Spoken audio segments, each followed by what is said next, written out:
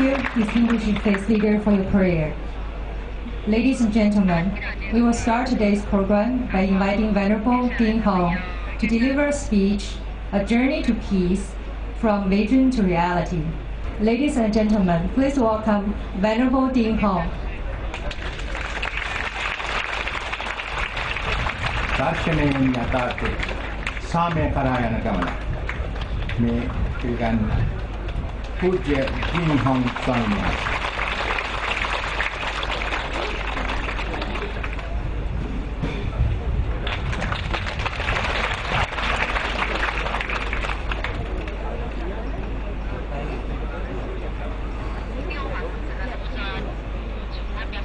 Most respected Venerable Định弘, Venerable Master Shantima, Venerable Masters of our Sri Lanka Buddhist communities, respected religious leaders, and all the distinguished guests, especially our distinguished excellencies, ambassadors from UNESCO, Mrs. Kathleen Bobbier, President of the General Conference of UNESCO, and good afternoon to all of you. Amitofo. Thank you for giving me the opportunity to speak about the theme on the intercultural interfaith dialogues. This has been the teaching of our most venerable master Định弘, our great teacher for years. And I had the fortune and privilege of following him, studying under his guidance for 20 years. And I wish to take 15 minutes to share some of my learning under his guidance on building peace through interfaith dialogues, uniting religions, and promoting religious education. As we all know, we are facing crises in the world. There are all kinds of natural crises, like tsunamis, earthquakes, etc. And also we are facing man-made disasters like wars, terrorism, etc. What are the root causes of this crisis? In Buddhism, we learn that the root causes is not outside, but is in here. It's in our mind. It is in the mind that crises are created, where we have the greed, the hatred or anger, and ignorance or delusion. These bad thoughts, evil thoughts, will give rise to crisis. Buddha taught us that the entire universe is just the creation of our mind. So in order to change the world, to change the universe, we should start with changing our mind.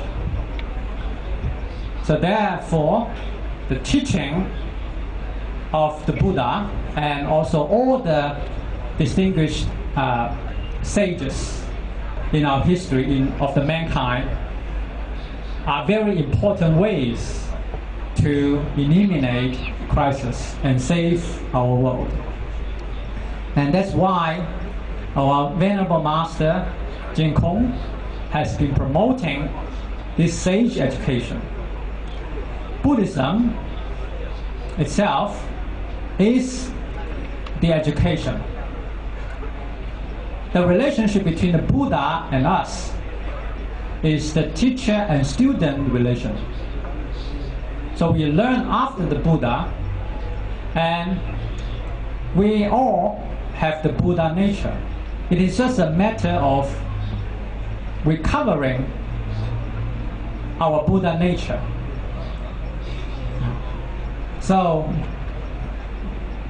last year, I decided to resign my position and follow Master and engage in the full-time teaching in Buddhism and also in traditional cultural education. I see this as my mission because now I understand the cause of the crisis and I want to do something for the humanity. I view this as the mission as a Buddhist. And Master taught us, in order to save the world from the turmoils, we should start with uniting the religions, because the religious people have learned more values, more moral values from their religious scriptures. If we can unite these alliance, then we will be able to have more power to change the world. Can religions be united? Yes, definitely. If you look at the history of China, back 1300 years ago in Tang Dynasty, we see that the emperor of Tang Dynasty, Tang Taizong, has successfully united the religions. At the time, Islam was introduced in China, and Christian faith was also introduced in China. The emperor had the broad mind and embraced all these foreign religions. Of course, Buddhism itself was the foreign faith or foreign religion at the time. And the emperor was successful in uniting all these different faiths and integrate these foreign faiths into the traditional culture of Confucianism and Taoism, etc. So this has been a very successful example back hundreds of years ago. Now we can see in Toowoomba, we have our distinguished fellow faith leaders coming all the way from Toowoomba. They have been working very hard together to get along with each other and discuss our faith and discuss the ways to promote the religious education towards the citizens in Toowoomba. We all have a common goal to build a model city of peace and harmony and hopefully set an example for the rest of the world to see that religions can be united. And the ways are, first, we need to study our own religion diligently, understand our own religion first, before we can understand the other religions. Then we can see that all these religions are in fact the teachings of the same power of the universe. Christians may call it the God, Islam may call it Allah, and we call it the Buddha nature, etc. Regardless of what you call it, we refer to the same source of the power. We need to seek for this power, and this is built in our mind. And we can recover it, and we can use this power and unite all the faiths and religions, and we can help the world to become much better. So the history and the current example tell us religions can be united. we should have the confidence that we are actually one family on the earth. More than that, we are one. We are one living entity.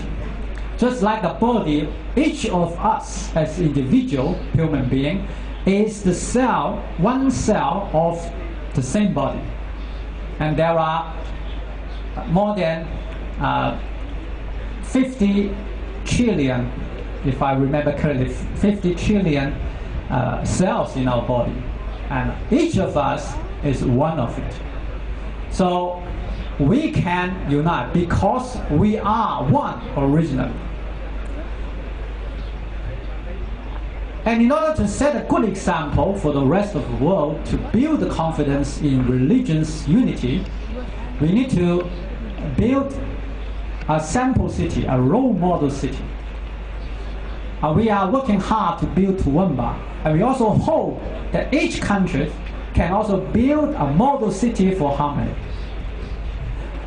About 3,200 years ago, in China, that was the dynasty of Zhou Chao. The emperor of Zhou Wenwang and Zhou Wang, were the sages. They were successfully building their own nations. At the time, the nations were just like the small towns. And all the other nations followed the practice of Zhou Wenwang's nation. And finally, Zhou Wenwang was regarded as the emperor of the entire world. At the time, the world refers to just the main parts of the China. So we can unite the world not using weapons or force, but using our virtues, like the example in Zhou dynasty. When nations got conflicts at the time, the kings of those nations went to Zhou Wenwang and seek their advice, and finally the conflicts got settled without the use of the weapons, without conflicts. So if we can build such a model city, and hopefully we build a model country of peace and harmony, this will have great influence on the world, and it will play a leading role in building peace and harmony. We are hoping that Sri Lanka can take the lead. And if this can be accepted, we of course be willing to help with our full resources. Because this is not just the matter of one country, it is the matter of our whole world, of mankind. So we should embrace all ethnic groups, all religions, and all nations. And Venerable Master has such a broad mind. That's why wherever he goes, he's well received by all faith leaders, not only Buddhist leaders, but also other faiths, and also our UNESCO ambassadors. You can see Venerable Master has no other power, but he has such a virtue, which every one of us has. He has uncovered it, and we believe that all of us can uncover it as well. So let's join our hands together to build our world for its great future. We believe harmonious world can be achieved with everyone's effort. Thank you very much.